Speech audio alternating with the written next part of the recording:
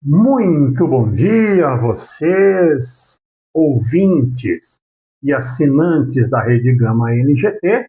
Hoje é segunda-feira, no dia 8 de junho do ano de 2026, e este é o resumo esportivo entrando no ar para você. Eu lembro que você pode nos ver e ouvir baixando a Rede Gama NGT no seu aplicativo de celular ou de tablet, no streaming também, Rede Gama NGT, e também nas melhores operadoras de TV a cabo. Como todo mundo já sabe, estamos em momentos de pré-Copa do Mundo, então as séries A de todos os campeonatos espalhados pelo mundo são obrigatoriamente suspensas durante esse evento de 48 seleções, que começará a ser jogado na próxima quinta-feira pelo México, Estados Unidos e Canadá, e o nosso resumo esportivo, com certeza, vai levar para vocês tudo que de melhor acontecer na Copa do Mundo. Falando um pouquinho aqui do futebol tupiniquim, nós tivemos a Série B, a Série A mas Série B, C e D continua todo vapor. Pela Série B, nós temos o surpreendente time do São Bernardo, que foi a Maceió e conseguiu uma grande vitória na tarde de ontem. O São Bernardo é o líder com 24 pontos, seguido pelo Sport Recife com 22 pontos. Lembro que o Sport tem um jogo a menos. Esses dois primeiros estariam classificados para a Série A, e a Série B também teria no play-in o Vila Nova com 22 pontos, o Criciúma com 20 pontos, o Náutico e o Operário com 19. Todos estariam jogando o play-in se a Série B terminasse hoje. Não há uma rodada completa, teremos jogos no dia de hoje, amanhã. Ela vai correr durante toda a semana. Na região do rebaixamento, caso terminasse hoje, o América Mineiro, com 3 pontos, estaria rebaixado ao lado de Ponte Preta, Londrina e Avaí. De todo esse quadro, a grande preocupação é para o Coelho Mineiro, que tem apenas 3 pontos em 11 jogos, já distante 7 pontos da situação do escape, da onde escaparia do rebaixamento. Ainda falando um pouquinho do nosso futebol tupiniquim, como a gente gosta de dizer, foram encerradas no último final de semana 3 Copas muito interessantes. A tradicionalíssima Copa do Nordeste, que na minha época de garoto era o Nordestão, chamava-se Campeonato Nordestão. Agora é a Copa do Nordeste, também conhecida carinhosamente como Lampions League, ou seja, a Liga de Lampião, até porque o formato da taça é muito parecido com o formato da Champions League. A final, jogada em 2 partidas, o Fortaleza perdeu em casa de virada para o Vitória por 2-1 no jogo de ida, e o Vitória, no jogo de volta, num barradão lotado, repetiu o resultado e bateu o Fortaleza por 2-1, conquistando com muito brilho a Copa do Nordeste. O Vitória vem fazendo uma boa campanha no Campeonato Brasileiro. O Vitória, nas mãos de Jair Ventura, eliminou o todo-poderoso Flamengo na Copa do Brasil e agora conquista brilhantemente a Copa do Nordeste. O rubro-negro da Boa Terra vem surpreendendo a todos, inclusive a este que vos fala. Ainda falando de Copas, a Copa Sul-Sudeste, primeiro ano da existência dela, teve o Avaí jogando contra a Chapecoense. O jogo de ida, o Avaí abriu 3-0.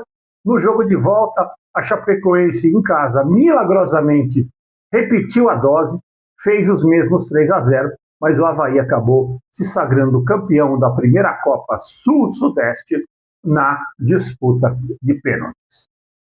Já na Copa Norte, o Paysandu saiu derrotado em Anápolis, perdendo por 3-1, e ontem o Papão da Curuçu emendou uma goleada acachapante, 4 para o Paysandu, 0 para o Anápolis. O Paysandu conquista a Copa Verde. Os vencedores dessas Copas tem o privilégio de jogar uma fase adiantada da Copa do Brasil, então é um torneio que premia bastante os seus vencedores. Falando um pouquinho agora da seleção brasileira, nós tivemos no sábado em Cleveland, perante um calor e um público gigantesco, o Brasil bateu o Egito por 2-0. Analisar jogos amistosos preparatórios bem em cima da hora da Copa do Mundo não é uma coisa que mereça muita preocupação. Aquilo que Brasil e Egito jogaram no sábado é exatamente aquilo que não veremos na Copa do Mundo por parte de ambas as equipes. É um amistoso apenas para cumprir compromissos de patrocínio, cumprir compromissos com o público que pôde ir ao estádio e também para dar um pouco de ritmo de jogo para os seus jogadores, para meio que desintoxicar aqueles jogadores que ficam fechados nas concentrações o tempo inteiro. Infelizmente, o jogador Wesley sofreu uma contusão, acho que uma contusão na virilha, e quando ele saiu de campo no sábado, a gente já previa o pior.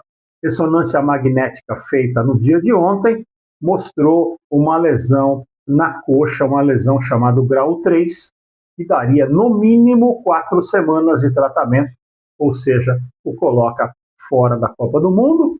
Convocado para o seu lugar o volante Ederson, que teve uma passagem brilhante pelo Sub-20 do Cruzeiro, foi formado no Cruzeiro, depois andou pelo Corinthians, pelo Fortaleza, e acabou sendo vendido para um time pequeno da Itália, depois foi jogar na Atalanta e agora será jogador do Manchester United. Um jogador que na época que jogava no Sub-20 do Cruzeiro, foi chamado pelo técnico Abel Braga de um verdadeiro monstro dentro de campo, um jogador de muito futuro. Eu escutei uma entrevista dele dizendo que o Ederson seria um jogador de nível internacional e um jogador de seleção brasileira. Palavras de Abel Braga quando o Ederson ainda jogava no Sub-20 do Cruzeiro, ao lado de nomes que se perderam por aí, como Kaká, como Tony Anderson, como Maurício. Época, um Sub-20 que no Internacional tínhamos o goleiro Carlos Miguel, muita gente boa, que acabou se dando muito bem no futebol profissional. Alguns se perderam, mas outros continuam seguindo uma carreira. Por que convocaram um volante e não um lateral? 2 razões. Primeiro, as opções de lateral eram fraquíssimas. Os jogadores relacionados, PH do Vasco da Gama e o Vitinho do Botafogo, demonstraram um bom futebol, um razoável futebol a nível de clube brasileiro. Jamais futebol de Copa do Mundo. E também porque o Ancelotti percebeu, na minha opinião, essa é apenas a minha opinião, não é informação, o Ancelotti percebeu que não vai dar para jogar no 4-2-4 que ele tanto sonhava. Vai precisar de jogadores que povoem o meio-campo. E ele convocou apenas 5 jogadores de meio-campo e agora convoca o 6º Ederson. Ouso dizer que o Ederson, além de ter chegado por último, ainda vai jogar na Copa do Mundo, porque o Ancelotti vai precisar dele, um jogador de muito vigor físico e um jogador com uma característica diferente daqueles que estão lá. Um jogador que chuta muito bem de fora da área, e isso nós temos poucos finalizadores de fora da área. Bom, nosso resumo esportivo no seu primeiro tempo apenas vai ficando por aqui. A gente volta para falar um pouco mais de Copa do Mundo e também sobre outros esportes. Um instantinho só e você sabe, Rede Gama NGT, sempre com você. Voltamos com o segundo tempo do nosso resumo esportivo, falando um pouquinho ainda de Copa do Mundo, mas saindo um pouco do quesito da questão seleção brasileira. Muita gente fala que a seleção A é a melhor do mundo, que a seleção B é a favoritaça para a Copa do Mundo, e eu tenho aqui uma ideia de pensar a Copa do Mundo. Ideia que eu ouvi do grande Carlos Alberto Parreira no ano de 1994, Isso ficou gravado para mim e não deixa de ser a mais pura realidade. A Copa do Mundo não mede a melhor seleção do mundo, não mede o campeão mundial, e sim ela mede a melhor seleção que consegue jogar durante um torneio de 7 ou 8 jogos. A frase dele carregava um torneio de 7 jogos, como a Copa inchou, é um torneio de 8 jogos, jogado de 40 a 50 dias. Isso não diz que o campeão da Copa do Mundo é o melhor time do mundo naquele quadriênio. Eu lembro que a tão falada e tão aclamada seleção argentina, na última Copa de 4 anos atrás, levou um passeio da Arábia Saudita na primeira rodada.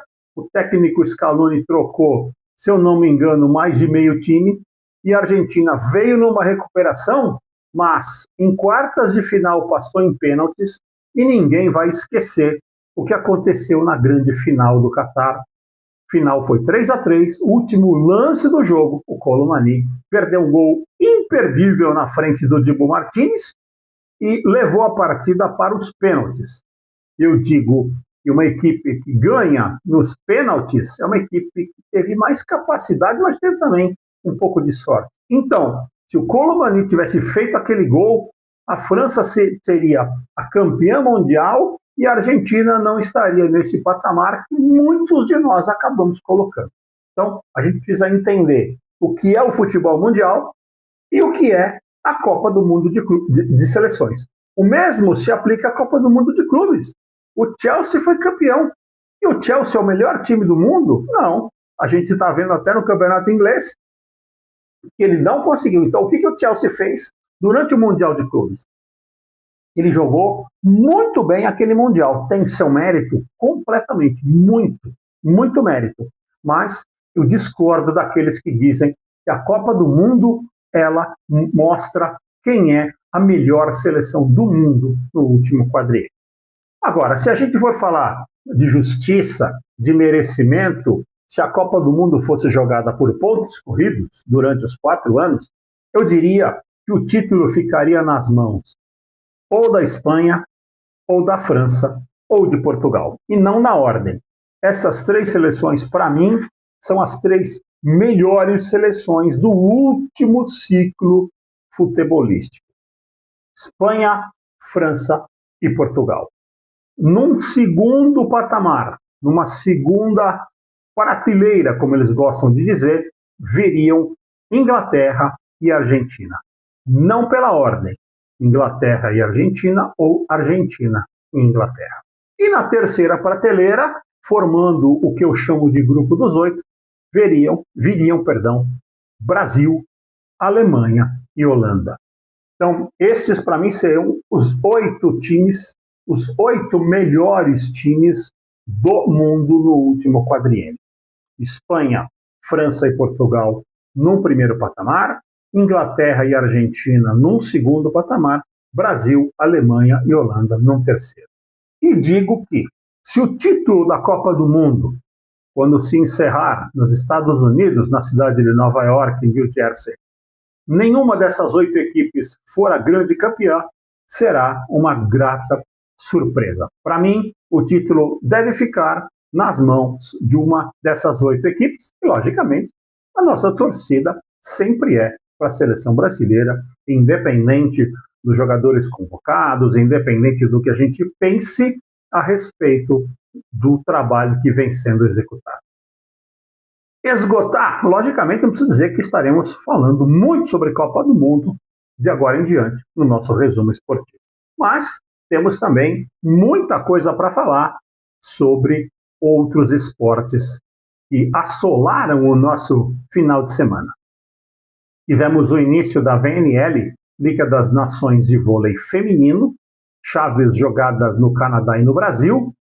Finda a primeira rodada, Brasil e Japão pontuam com 4 vitórias em 4 jogos. A diferença está apenas no 7 average. O Brasil vinha com uma campanha perfeita, com vitórias por 3-0 e 3-1. Na última rodada, sofreu e suou muito para ganhar da Itália por 3-2.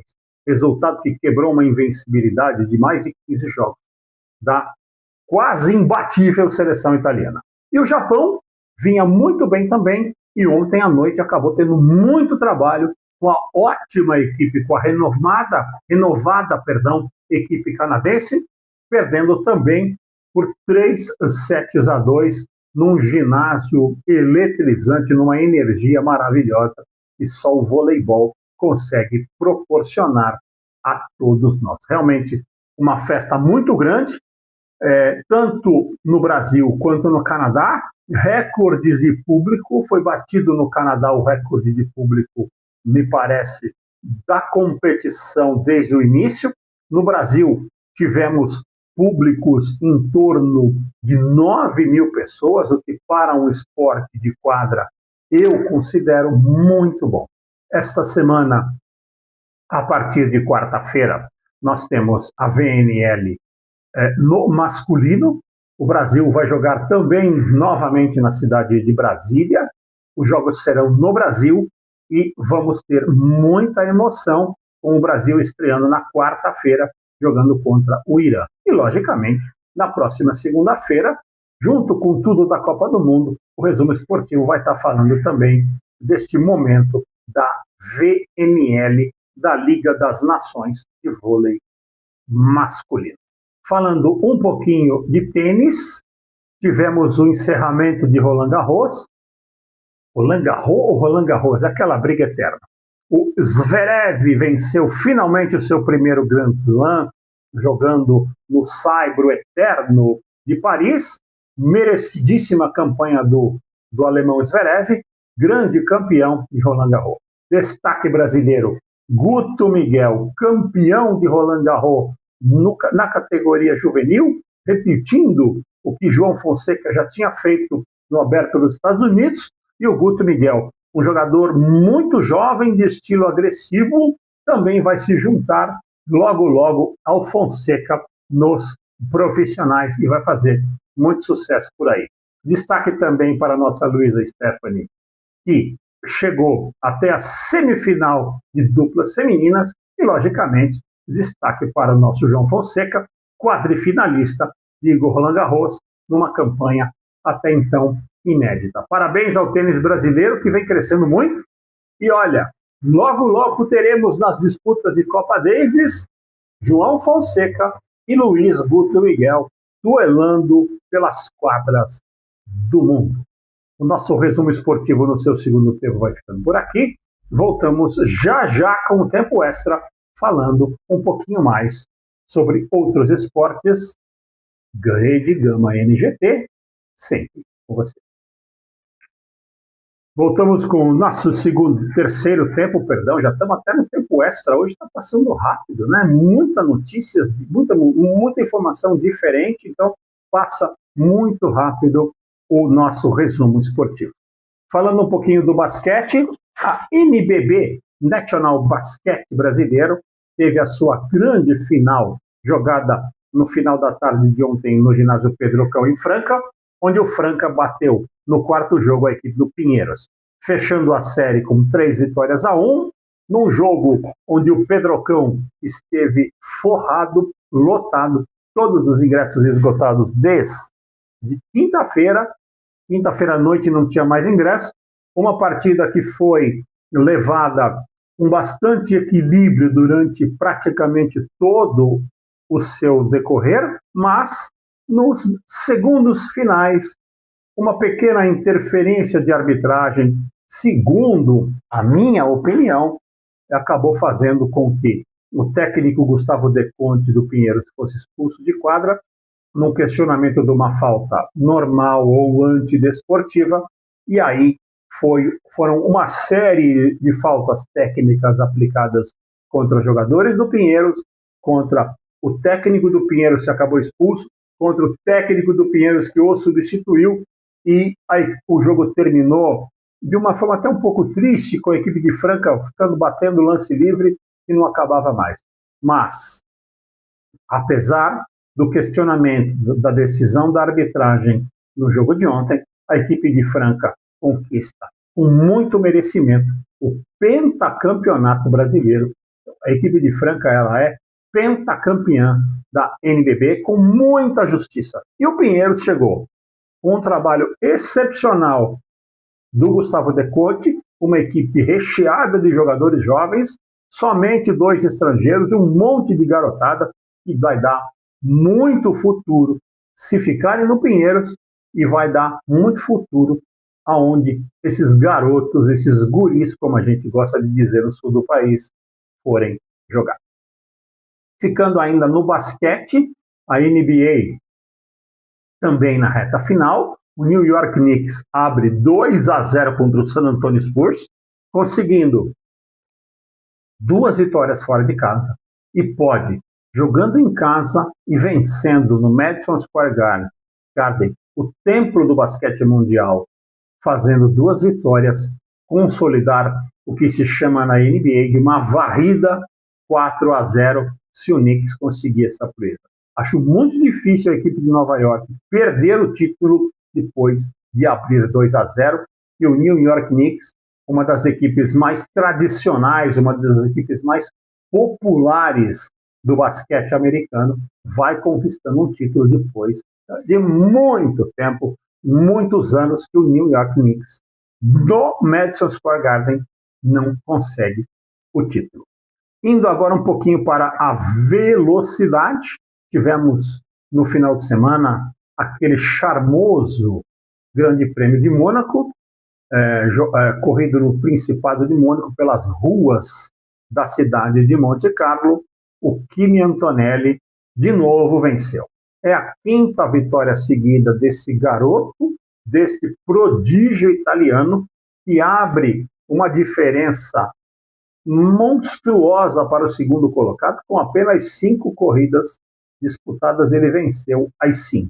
Venceu de ponta a ponta, uma corrida recheada de advertências, recheada de problemas na turma de trás. O Kimi Antonelli simplesmente não viu nenhum desses problemas. Da largada à chegada, a única coisa que ele via era o contador de uma volta sempre a menos. E ele teve uma bandeirada e muita alegria na equipe Mercedes. O pódio foi completado pelo Lewis Hamilton, que já faz o seu 2º pódio consecutivo pela equipe Ferrari, e o Hadjar, companheiro de equipe de Verstappen, colocou a Red Bull no 3º lugar.